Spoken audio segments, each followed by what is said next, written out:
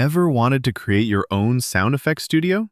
Today, we're turning your TinkerBlock into a professional audio system with just one buzzer. Meet our setup. One TK36 active buzzer connected to pin 9. This little buzzer becomes your sound effects generator with 6 different patterns: beep, chirp, warning, success, error, and notification sounds. Here's the magic. Control everything through serial commands. Type 1 for beep, 2 for chirp, V for volume, S for speed. Watch this. I type V and the volume increases.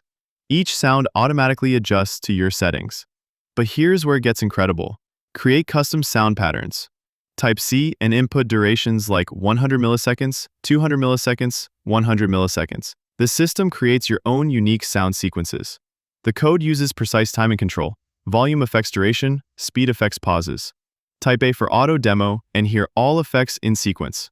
Perfect for games, UI feedback, or alarm systems. From simple beeps to complex audio sequences, this system transforms your Arduino into a professional sound studio. Hit subscribe for more Arduino magic. Drop a comment with your favorite sound effect, and let's make some noise. Thanks for watching and happy coding.